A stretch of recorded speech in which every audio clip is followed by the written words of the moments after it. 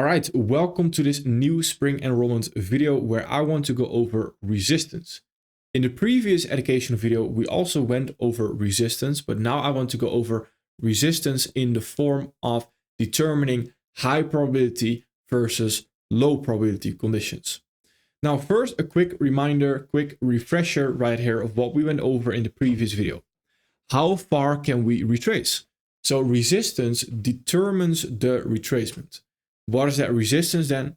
That resistance is opposing PD rays. What is those opposing PD rays? Well, if we have a bullish trend and we have discount arrays holding, then the opposing PD rays are premium arrays.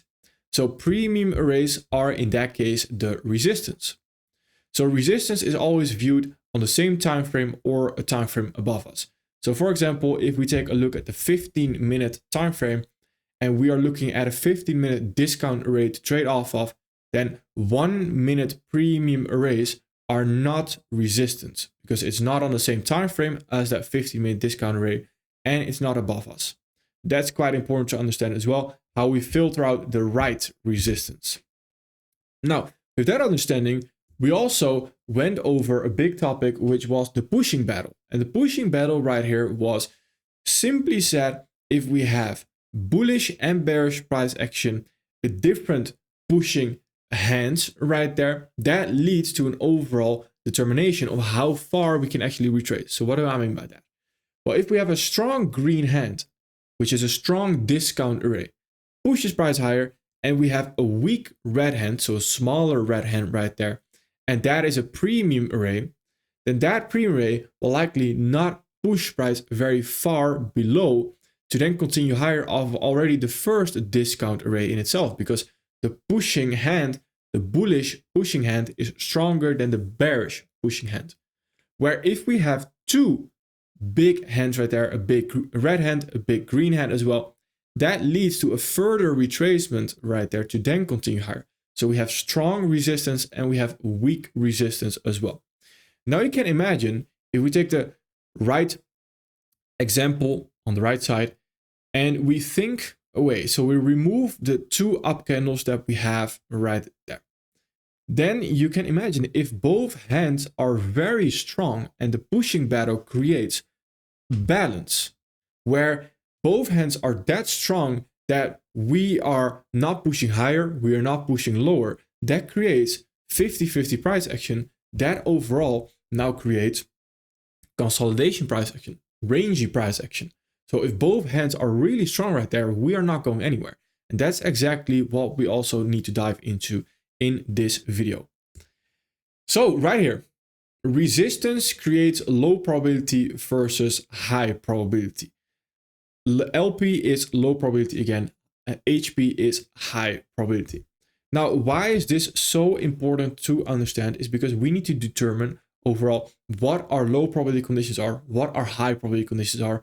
Simply said, because if we are trading in low probability conditions and afterwards we are trading in high probability conditions, oftentimes traders can find winners. As in, I think everyone has experienced some kind of win, right? And most likely that is because you are trading in high probability conditions, that those high probability conditions for your trading plan right there. But where most traders go wrong is then they take those profits that they made in high probability conditions, and then they use those profits to try to make more profits in low probability conditions. So meaning they move from one high probability condition towards the next one, but whilst they move from the previous high probability condition towards the next one, they also encounter low probability conditions where they will blow all their profits before they even get a chance to trade high probability conditions again. And that is extremely important to understand as well, because it's not necessarily about winning. Of course, it's about winning. Of course, you need to win in order to be profitable. Of course. But where most traders go wrong is trying to trade low probability conditions and not preserving capital, not saving that capital for a better day, for a better week, for a better month even. And that is extremely important. Most people are too impatient to actually wait for new high probability conditions. And that is extremely important. That is the key. So first things first, we have LP, low probability conditions, very simply avoid. What exactly are the different conditions here? Exactly what we're going to go over in the next few slides. Then we have 50-50. So that's in between the extremely low probability and in between the extremely high probability, where LP and HP, they are just two extremes. Now, 50-50 right here is what it means essentially is not too convinced of higher prices or lower prices. So a little bit in between, 50-50, hence the name 50-50. Now, that is also what you want to avoid. 50-50 is also low probability conditions.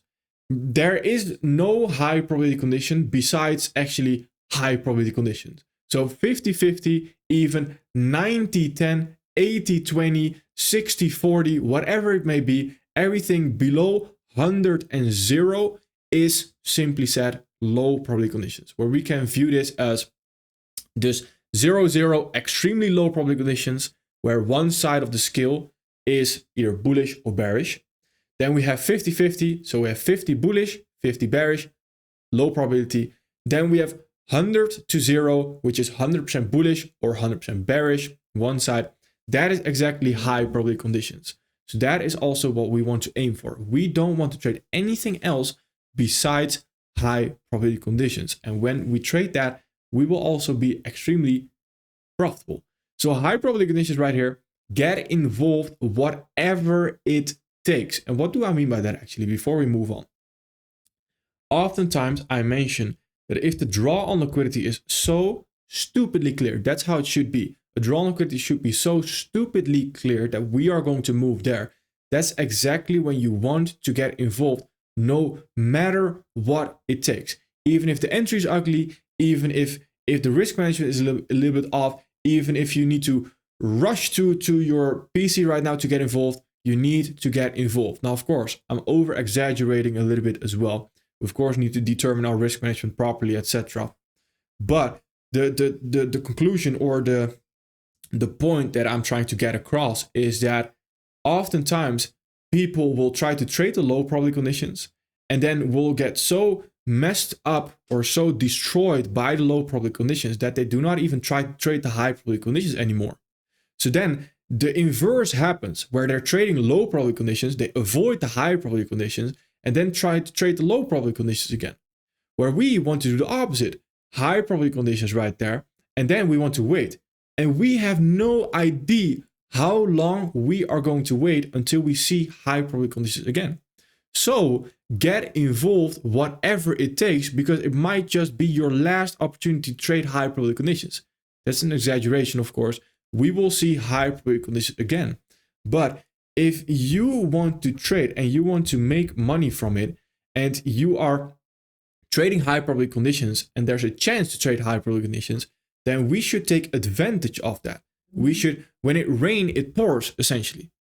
Meaning that if we have high probability conditions, we want to make a good amount of money that we are set to wait for a couple of months, for maybe a couple of years, or even just weeks, right? So we can sit out low probability conditions, where 1 week might be very nice, and then the next week is just not that nice price action. So we want to make sure in that nice price action week that we make enough so we can actually afford to sit out in the low probability conditions. That will make it a lot easier to also stay on the sidelines, actually. That is very important. So that's why I say get involved whatever it takes. Of course, take it with a little bit of grain of salt. We still need to do the right things, but it's very important to understand that. So what then is low probability conditions? That's the first step we need to go over. Low probability conditions. The first thing is trapped order flow. So trapped order flow, what is that? Trapped between a premium array and a discount array. Remember the pushing battle that I just mentioned, where if we have a very strong bullish hand, a very strong bearish hand, that creates overall balance. That we don't go anywhere right there because they're both holding it in balance, because both hands are just as strong as the other hand. So that is very important. So this is the first area where order flow can switch. So what does this look like? Right here, we are on the E-mini S&P 500. And if we take a look at this daily fair value gap right there, that is where we can potentially continue higher from. Now, If we want to continue higher from, what will we actually see on the lower time frame? On the lower time frame right here, whilst we are coming into that daily fair value gap, of course, we create some kind of bearish price action right there coming into that. So in order for us to actually be bullish at this moment in time, we now need to create, again, 15-minute bullish order flow. So what happens here? There's a conflict of interest, as I like to call it. And what I mean by that is we have this daily fair value gap, which we can continue higher from, but we also have this 15-minute premium rate, where if we now want to continue lower, then where will we continue lower from? That 15-minute fair value gap right there. This is what creates 50-50 price action. So yesterday during the live session, actually, we mentioned this, that this is potentially the worst place you could get involved right now. And what I mean by that is, if we take it even a little bit further and we go into the lower time frame, we even go into the 5-minute, or we even go into the 1-minute right there, then what we see is we also have this 1-minute fair value gap high right there. So now there's a lot of conflict, because if we want to continue lower, we will continue lower off of this 15-minute fair value gap that we have right there. If we want to continue higher, then we will continue higher off of this daily fair value gap sitting right there. If we also want to continue higher, then we will continue higher off this 1-minute fair value gap right there. So there's now a lot of conflict. There is a strong bearish hand, there's a strong bullish hand, which overall leads to 50-50 price action right there.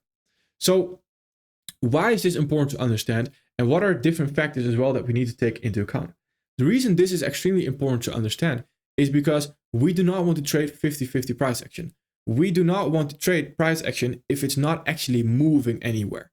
Because if it's not moving anywhere, then it will also not hit our take profit.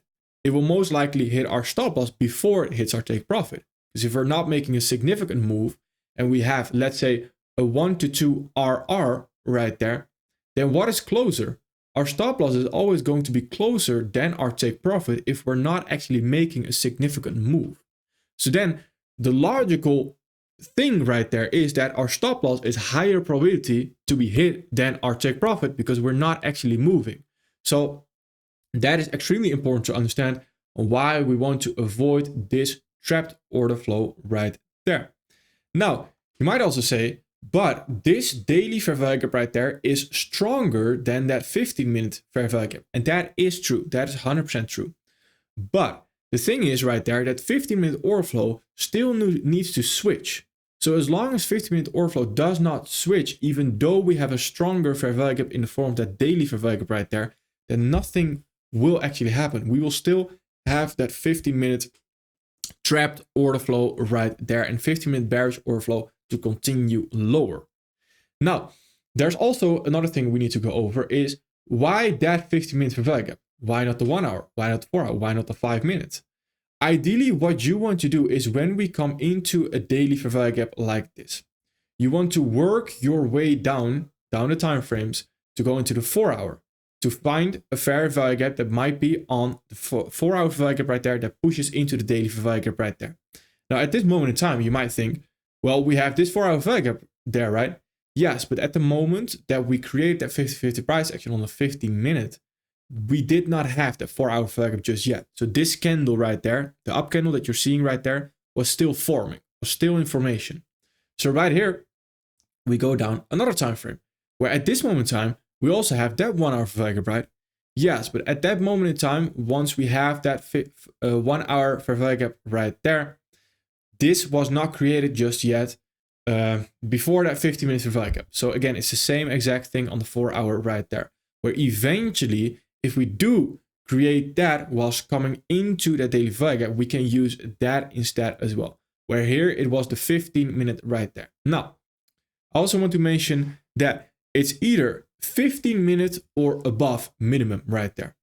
And the reason for that is because the PD arrays, remember the PD arrays time frames that we actually use, when we want to trade off of a PD array, we are always using a 15-minute or above. So not a 5-minute, not a 1 minute.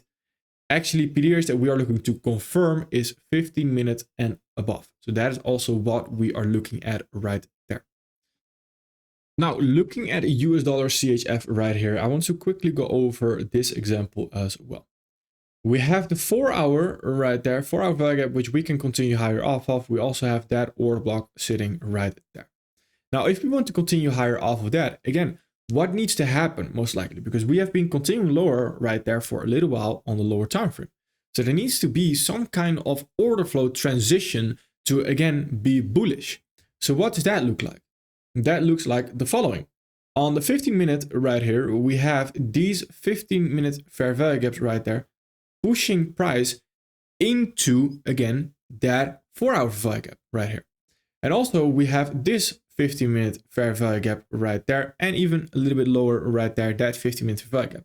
So what we will see is when we transition from bearish order flow to then try to transition to bullish order flow right there, then again, we will see trapped order flow, where price is just in the transition from switching to one order flow side right there, which leads overall to consolidating price action, rangy price action. We might get weird sweeps on one side of the market. And to visually make this clear as well, if we go into the lower time frame right there, what we'll see is we get weird sweeps like that before we continue lower. We then see right here on both sides of the market, we see weird sweeps before we then actually make a significant move.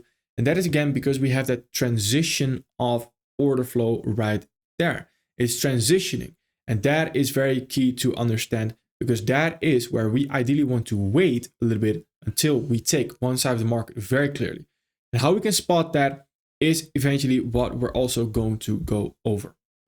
So the next low probability condition right there is simply said resistance. The more resistance, the lower probability. Buying into resistance is low probability. So what does that look like? If we take a look at GBP US dollar right here, we can potentially continue higher off of that daily fair value gap right there. And we also have that fair value area, which we even talked about in previous videos. Now, right here, if we then go into the 4-hour time frame right here, we can see as well, if the 4-hour wants to continue higher, then we are running into quite some resistance, right? That order block, this 4-hour fair value gap sitting right there, this fair value gap sitting right there as well. Then even we have this breaker sitting right there before we actually want to continue lower. Sorry, the mitigation block sitting right there before we want to continue higher, continue lower. So we have quite some resistance, and at every area right there, it's extremely important to understand as well that if we are now looking at a certain setup on the 15-minute, on the 1-hour, etc., then we do not want to buy into that resistance. So the first thing is having a lot of resistance on the side that actually comes into the fair value gap or the PD rate that we want to continue higher off of right there. That creates the understanding as well that that is already a little bit suspicious, but that's not the end of the world, because there will likely always be some kind of resistance. But then what we need to be very careful of is that we are not buying into the resistance. So what does that mean? Well, right here, if we take a look at this fair value gap and we remove all the other lines right there. And on the 15-minute, we might see a 15-minute fair value gap right there, which we can potentially continue higher off of. We place our stop loss, I don't know where, let's say we place our stop loss right there, just a random example. Then once we run into their resistance right there, we do not want to immediately look for a buy right there, because now we are buying into resistance. And again, you can see what then happens at that resistance level. We have low probability conditions because we consolidate right there. So that again is extremely important to understand, that we want to buy before we reach the next resistance. So what does that mean? Right here, we are moving into that next resistance zone. So we have overcame previous resistance, etc. Remember what I talked about in the previous video, no man's land. No man's land is where price will be very nice. It will be high probability because we're not running into resistance. That is where price is allowed to run. So right here, the next resistance is this fair value gap right there. So if we understand that, perfect. then what can we do? We can look to buy here, but we buy until we reach that resistance zone right there. So right here, I want to go over ES as well, an example that we used before to visually show you very clearly what I mean with that resistance. This 4-hour value gap right there is where we even discussed before this, that we can continue higher off of that. Perfect. So coming into that, and when we want to confirm that, for example, on a 5-minute time frame, on potentially even after that, the 1-minute time frame, we are running into resistance areas.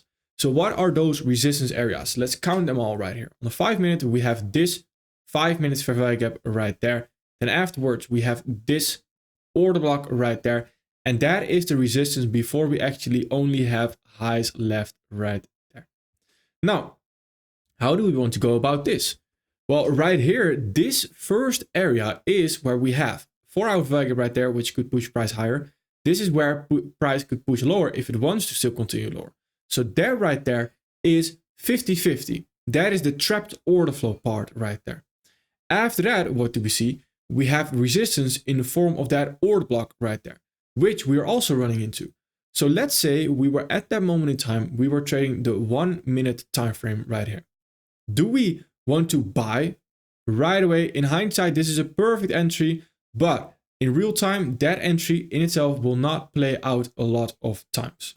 So right here, if we want to take this entry right there, then yes, that's a good entry depending on where your stop loss is. Because right here, this again is resistance. So ideally you want to wait. You want to wait until the resistance is over. And then right there, we get a new fair value gap higher. And that is exactly where we can look for our entry. And afterwards, it's very easy going because we don't have strong resistance anymore. The only thing left is those highs, which we can run as well. And that again is extremely important to understand. All right, we understand those resistance parts right there, which also the resistance leads to that trapped order flow, then resistance in itself, where we ideally want to look to buy. We want to be careful when we do run into some kind of resistance. That is very important. Now, next thing is seek and destroy. Seek and destroy is a crucial part because if we have seek and destroy, there is no order flow and it's just extremely low probability to get involved as well. Seek and destroy defined is fair value gaps not holding on both sides of the market. And let's define that holding part then. Fair value gaps not holding means holding is when we have a fair value gap, we trade into that fair value gap and we create a new fair value gap off of that. So when we have a bullish fair value gap, we trade into that bullish fair value gap, and off of that bullish fair value gap, we create a new bullish fair value gap, which would also be known as just order flow. If that does not happen, then we can potentially disrespect the fair value gap. That's no big deal. But what happens after is important. And let me take you through it. Here on crude oil on the 4-hour time frame, we can see it very, very clearly. So what do we actually see right here? We have one fair value gap going higher right there. That fair value gap does not hold. So it does not create a new fair value gap higher off of that. All right, that's no big deal, right? Because if we're not bullish, we can just simply be bearish. So that's no big deal. So right here, we then create this bearish fair value gap right there, that, and even a little bit lower right there, using this one for the example, where we sting into and we do not create a new 4-hour bearish fair value gap lower off of that. So what does this mean? We had a bullish fair value gap, which did not hold. We had a bearish fair value gap, which also did not hold. That indicates right there that both sides of the market are actually not holding right there. So both sides of the market, fair value gaps are not holding. They are not creating new fair value gaps higher and lower. So as soon as that happens and we fail to create a fair value gap lower in this area right there, that indicates that we now have low probability conditions. So every fair value gap after that is low probability, unless we trade into a clear higher time from discount rate again and we confirm clear order flow again. So for example, right here, we have this discount rate that we sweep right there in the form of that swing low to then again confirm order flow to then continue higher. That is perfectly fine. But As long as we don't do that and we don't trade into a higher time frame discount rate, so above the 4 hour right there, we will stay in those seek and destroy conditions. So every fair value gap that you see right there on the 4 hour, on the 1 hour, is simply said low probability to actually trade off of. Avoiding these conditions right here will already do a lot for your trading. Again, avoid that trapped order flow right there. That's extremely important. Recognize when it is trapped order flow as well. Wait a little bit. Then the resistance as well. We will always have resistance, right? There will always be resistance, but the resistance is important to understand. First of all, how far we can retrace right there, and then where we actually want to be buying as well or selling. That's extremely important. Seek and destroy as well, because that will filter out the fair value gaps that you absolutely do not want to use. Now, moving on from low probability conditions, we also need to go over, of course, 50-50 conditions. 50-50 conditions is, again, in between that low probability and high probability right there. 50-50 oftentimes is when we have no FVGs, meaning no FVGs are being created. That leads to an understanding we don't have bullish intention, we don't have bearish intention, it's just 50-50. It can do whatever it wants at that moment in time. So also we want to avoid that. Then a next 50-50 argument that, or 50-50 condition that you will hear me mention a lot of times is arguments. So no clear argument winner. That also leads to, again, 50-50 price action, which leads to low probability conditions. So let's go over them both right there. Here we are on Euro GBP, and eventually when we start doing a top-down analysis, you will see me go over this a lot. You will see me invalidate certain pairs as well a lot. And that often has a reason right here. If we take a look at the monthly time frame first on Euro GBP right here. There's a reason I picked this one, because you can probably already tell, when is the last time we actually created a fair value gap right here? That was, the expansion phase was in the 1st of May 2023. That is insane. That is a long time ago for it to create a monthly value gap. So that is where we now already are a little bit suspicious. But let's say the weekly is very clean right there and the weekly is beautiful and we can still trade that. Well, when is the last time right here that a weekly fair value gap was actually created?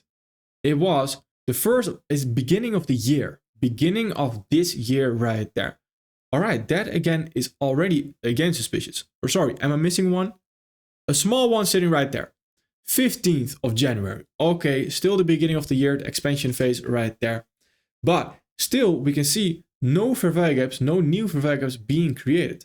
And on the daily, what are we seeing? We are seeing some small fair value gaps right there being created, where the last one was actually this week. Before that, we had last month. Before that, we had the beginning right there, or 14th of February as well. Before that, let's see, we had there the 3rd of January. So also the beginning of the year. So you can probably tell, again, the point I'm trying to get across is, if we don't have fair value gaps to work with, we have no order flow to work with. If there's no fair value gaps to work with, then there's no direction to actually work with. So that also leads to the understanding right here that even if we do create a fair value gap higher or lower, that's not necessarily a fair value gap you now all of a sudden want to trade off of, because we have no established order flow. Fair value gaps are not holding. Remember, seek and short conditions. So everything right there points into the same direction, which is low probability.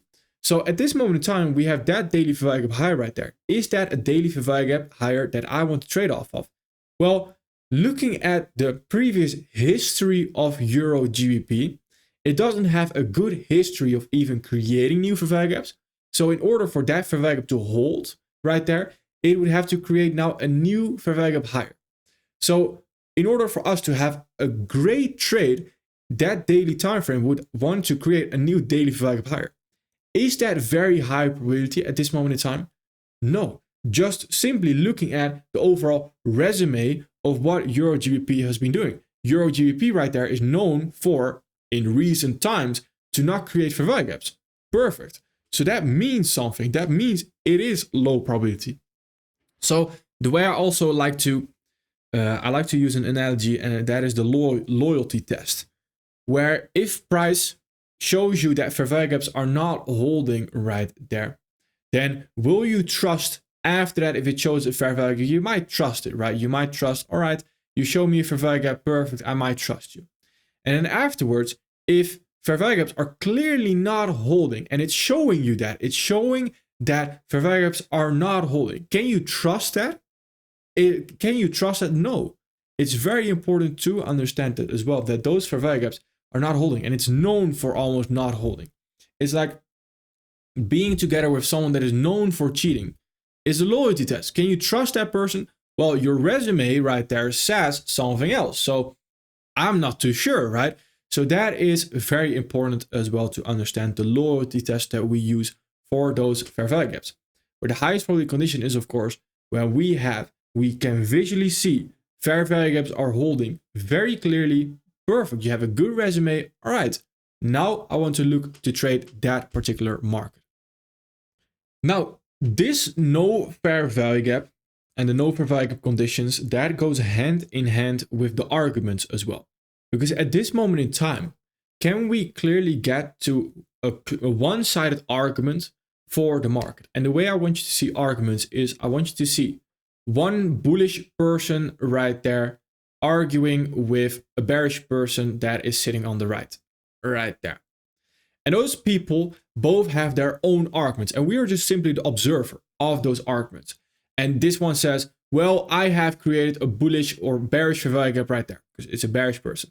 And the bullish person says, well, I have created a bullish fair value gap right there. So then that overall, if we take everything into account on what we're seeing on the chart, the fair value gaps, the candle signs, that leads to overall arguments. Confluences, also known as confluences. And if we can get to a clear argument for one side, so one side right here, the bullish person might be the winner right there. And the bearish person loses the overall argument because the bullish arguments are just simply said stronger in the market. So that leads to then an understanding, okay, well, the bullish arguments are really strong, so I want to look at bullish prices. Where right here, if we go over that argument, we see, well, we have a bullish fair value gap right there. We also had a bearish fair value gap right there, which did not hold right there. Okay, bullish candle signs and bullish fair value gap, I would argue, is quite nice. But if we take a look at the previous price action, we don't have any signs of fair value gaps holding. If we take a look at the weekly, do we have a clear objective right here? We failed to take out that low right there. We also previously failed out to take out those highs, failed to trade even into that fair value gap right there. On the monthly, we failed to even create a bullish or bearish month fair value gap on the monthly time frame right here. We're not trading into the previous month's low, previous month's high. So the arguments are not very strong to trade towards one side of the market. So if you're ever struggling with the drawn liquidity, with the direction, create an argument. Create an argument between a bullish and a bearish person right there. And that will become more clear if there's a clear argument for one side of the market, that argument will likely win as well. And that is high probability versus low probability. Now, once we move on from that 50-50 price action, and this 50-50 price action is again the middle, but no fair value gaps can also be 80-20, right? Arguments can also be 80-20. And what I mean by that is still low probability conditions, right? What we mentioned in the beginning as well. That's still not high probability conditions. So the arguments and the fair value gaps should always be 100-1. It should always be very clear that one side of the market is winning right there. Moving on towards high probability conditions. So what then are high probability conditions? Well, it's the exact opposite of what we just went over. So if we do not have those low probability conditions, then most likely we have high probability conditions. Where the first thing is fair value gaps and fair value gaps holding. So the thing we went over right there, fair value gaps and fair value gaps holding. And the second thing is no trapped order flow. So we already moved out of that stage. Now, before we move on, let's actually see how we can recognize that we are moving out of that trapped order flow as well. So how do we know that we are moving out of trapped order flow? This big gray box you're seeing right there is a monthly fair value gap. This gray box right there is a daily fair value gap, and we even have a weekly fair value gap sitting right there as well. I'm going to use the daily right here as example.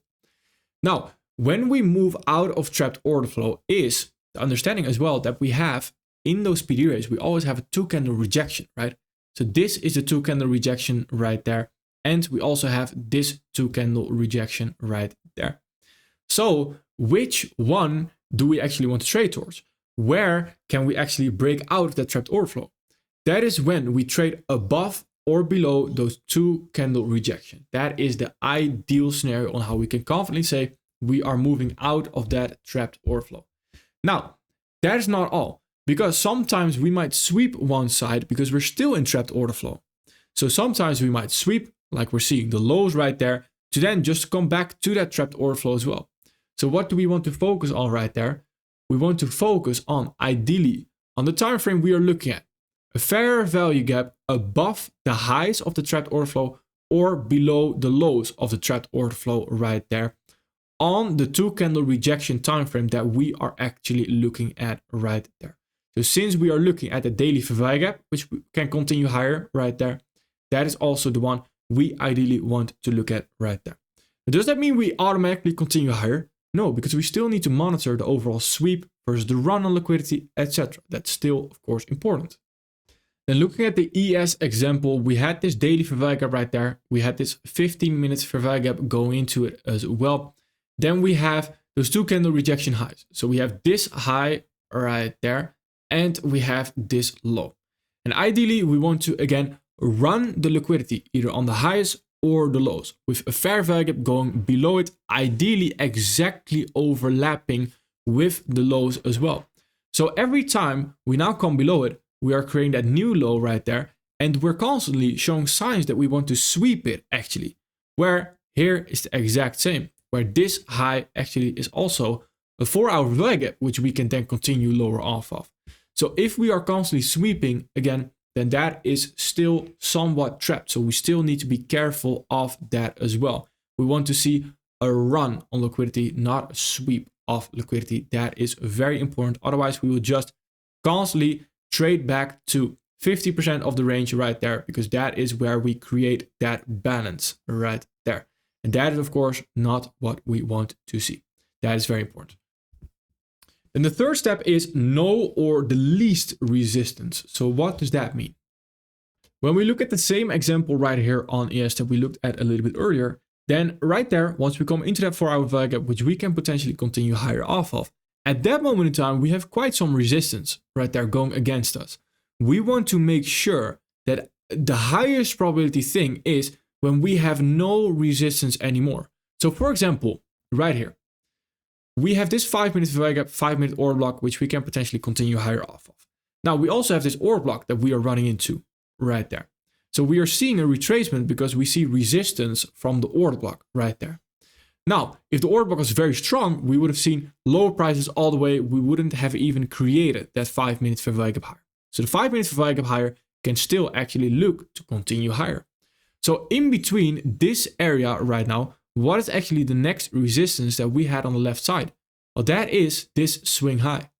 So in this area, that is a no resistance run, where if we have no resistance anymore, we will run very fast. That is what we talked about in the previous episode, no man's land. And when we have that, that is ideally where we want to look to get involved. So that is where, how do we view that again? Well, right here on that 5-minute fair value gap, if we now go into the lower time frame, and this can be any time frame, right? And on the 1-minute time frame, what do we see? A fair value gap going higher, indicating that there is bullish intention right there, that 5-minute value gap actually wants to hold. So that is exactly what we can then look for our entry, where we will create, again, that no resistance run, where it happens very fast all of a sudden. Then we run the highs, and then again, same thing happens very fast all of a sudden. That is exactly what we want to look at. Then to give you a higher time frame example as well, because it goes both ways, is here on US dollar JPY. We see this order block sitting right there. And we also see this order block sitting right there, which we come into. Then we have two different examples. This right here is a huge rejection. Like we're seeing, we have a long wick at the top right there. So what can we expect? Well, the retracement is most likely already going to be deeper. So why is that important to understand? That is important to understand of how we want to determine to get involved eventually. Because we don't necessarily want to look at just simply this 4-hour value gap right there and that first candle to then expect, oh, well, let me just look at a 5-minute sharp turn and let me look at higher prices. No, that's not going to work. And that oftentimes is a huge mistake that I'm seeing quite a lot of times, is where when we have a train coming against us, we can't just simply expect that to hold that with our bare hands. It's the same. If we have a lot of momentum right here going against us, we can't simply expect that if we have 4-hour momentum going against us, that the 5-minute time frame, a 5-minute sharp turn, will magically be strong enough to push price higher. It doesn't work that way. So that is extremely important to understand, that if there's a lot of momentum going against us, we also need to show, and we need to again show ourselves, and we need to prove ourselves that we also have a lot of momentum going for us again. So we need to wait for more confirmation. That is very important. And that is similar, but this right here is different, where I would argue we have less momentum, less long wicks like that going against us. A retracement like this, where we have resistance still, but a retracement like this is perfect, where a retracement almost does not need to happen, but it happens anyway. And when that is the case, that is extremely high probability to only look for example, a 5-minute sharp turn, because then you don't have a lot of momentum going against you for that 5-minute sharp turn to all of a sudden magically hold right there. And that is extremely important to understand. Where again, we went over this as well. If we have price action like this and a retracement coincidentally happens right there, that is what we are looking for to ideally get involved as soon as possible. But if we see that a retracement is coming our way and it's visually very clear that a retracement is coming, that's not necessarily where we want to ideally get involved as fast as possible, because then you will get sharp turns that will just fill like this and will fill, and then the more confirmation will eventually hold. But if you already take two losing trades right there, and then you take the winner eventually, and you risk or you target a 1 to 2 RR, then you will be a break-even trader. Now let's say you take 3 losses before you take the next winner, you will be a losing trader. So that might seem very obvious, but oftentimes people forget that we don't want to take a loss before we take the next winner, ideally, because that allows us to be profitable. So then again, it all comes back to filtering out the losses. It is not, and the way I want you to see this eventually is when you go watch my forecast eventually, you'll be here longer in the mentorship, you will see how extremely picky I am about my price action. And that is for a reason, because I do not want to take a loss before I take the next winner. Because if I take enough losses before I take the next winner, I am going to become unprofitable. So again, that's extremely obvious, but oftentimes people forget that it's not a utopia. The market is not a utopia. You have quite a lot of variables going into a single trade. Where what I mean by that is, if I tell a certain individual, doesn't matter who, right? And I can completely understand that. If I tell individuals, well, if you trade this 4-hour value gap right there, you can look for a 15-minute ST. That's a general rule of thumb, and that's extremely general. That is general as in that is under really good conditions that you can look for only a 15-minute sharp turn. But oftentimes you are going to need to require more confirmation in order for you to not take that loss. I cannot, and you can probably hear it in my voice as well, getting very, very emotional almost about it, where this is so extremely important to understand, where oftentimes sharp turns, ST plus reads, eventually entry confirmations, they will fail because you're not requiring high probability conditions of the higher time frame. Entry patterns on the lower time frame will always be there no matter what happens. They will always be there. There will always be some kind of entry confirmation. But where is the good entry confirmation? Because now we need to take into account, we're going to use a stop loss. So our entry needs to be quite accurate, and it needs to actually be when price is ready to run higher. And price is ready to run higher if the higher time frame right here agrees with the idea. I cannot emphasize enough on this. This is so extremely important because that is why most losses happen as well. Most losses happen is because you can probably see it if you scroll through YouTube comments or whatever it may be. Then you see, hey Arjo, you mentioned 4 hour fair value gap, 15-minute sharp turn, but here it does not work. And then if I look at the actual trade, it's trades like this, where you have a train of momentum coming against you. Do you really expect a 15-minute sharp turn right there to just magically stop that train? That doesn't make any sense. It's like putting a mouse in front of a train and expecting, hey, little mouse, you are going to stop that train, right? No, I'm not. No, we need something stronger. So we need more confirmation. Again, I can't emphasize on this enough. You can probably hear how passionate I am about this specific topic as well. So then the next point is, and the fourth one right there is again the opposite of what we talked about in low probability conditions. It's a clear argument winner. And the reason why this is so important, again, we ideally want to be 100% convinced that the probabilities are in our favor. Everything we do in the market is based on probabilities. So that means that we're always looking to do the highest probability thing. If we don't do that, then we are simply gambling. If we are 50-50, then we might as well go to the casino, right? We always want to make sure that we are doing the highest probability thing. So there's always a high probability for that thing to play out. Now, the reason that's important, again, because that will increase our win rate by a lot. And when we have a clear argument winner, so the market is 100% showing bullish signs, perfect. That's exactly what we would want to see, a clear argument winner. So let's actually look at that as well. All right here we have this daily fair value gap right there, which we can continue lower off of on the dollar. And we've actually gone over this price action as well a little bit. And we actually showed it in previous examples as well with the day, for example, the day that we can continue lower. Now, right here, we saw that CPI day on the Tuesday. So we had news day, we can continue lower off of that.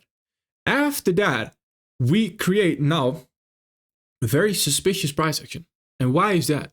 Because at this moment in time, at the moment of that candle close, we are now potentially showing a sweep of liquidity. So again, the reason why I retrace those steps on the difference between a sweep versus a run on liquidity, how we can potentially see that very early, is because if we create this, all of a sudden, the bullish person right here has added another argument into the mix. So now, when that bullish person says that and says, hey, I'm sweeping that low right there and I definitely want to continue higher. And the bearish person says, well, I right here want to continue lower still off of this bearish value gap. Then I'm like, you both have pretty good points. But I would argue at this moment in time that if we do want to retrace immediately back into this 4-hour value gap, then this is suddenly, the bullish person is screaming into my ear again. But if we retrace into that bearish person's fair value gap, which he mentions, or she mentions, we can continue lower off of, then what does that create? A sweep of liquidity. So then I'm like, we can continue lower off of that. We can continue higher off that sweep. That is not a clear argument winner.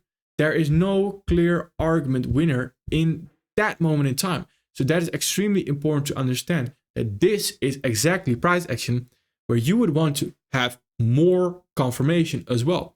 And that is oftentimes what it all leads back to, more confirmation. So if we take a look at this price action right here, and we take a look at the previous week actually, we have this low that we could potentially target. And if we take a look at this big red box, then that is a monthly fair value gap. So off of that monthly fair value gap right there, we see that we have a long wick at the top. Perfect. We have a long wick at the top. We are not creating a bullish fair value gap coming into that. All right, that's quite nice. So overall, the first target could as well be that previous month's low right there. Okay, that's very interesting actually. So here, there are almost no bullish arguments. We have 2 up candles. Okay, that's it. There is no bullish argument here. So on the weekly, if we take a look at that, weekly fair value gap right there is failing to actually follow through. It is not continuing higher. The overall rejection is failing right there. Perfect. So what can we do? Well, right here on the daily, we see right now we are respecting that premium array. There are so many bearish arguments right here to be made. There's a clear one-sided winner. There is almost no bullish argument to be made right here, other than we are not creating a daily value gap lower. That's it. But other than that, we constantly have 4-hour value gaps going lower right there. We create that 4-hour value gap, and even after that, we run this low right there. We do not sweep it. We can then look to target this previous month's low. It's constantly the same thing over and over and over and over. It's the bearish arguments are simply winning, and that is a clear argument winner. So understanding the conditions is probably the most, I would argue it is actually the most important thing in our trading. Understanding the conditions, because I can teach you the fair value gaps and how they work. I can teach you the order flow, but if you do not understand the right conditions that you need to apply them in, nothing is going to work. So it's always going to be a losing trade if you do not understand the right conditions as well. It's extremely important, and that's why I'm so extremely picky about my trades as well, which you will see later on. Now, right here, we again want to practice. So first things first, study which instruments and areas are lower probability. So for this example, if you're doing this live, what I would advise is go over previous price action that we had throughout the previous week. Find again all the things we've gone over thus far and see why it doesn't play out, or see why it doesn't work at that moment in time. And then study the difference between why certain areas do play out and why other areas do not play out. So study the high probability conditions versus the low probability delivery right there. What is the difference between those deliveries? Where low probability conditions, oftentimes we will retrace back into a 50-50 area where we will just consolidate for a long time right there. The high probability conditions just take off. So you can go over any pairs, any instruments you want to for the previous week, and you can apply this study as well. And afterwards, we move on to the next week. All right, perfect. Thank you.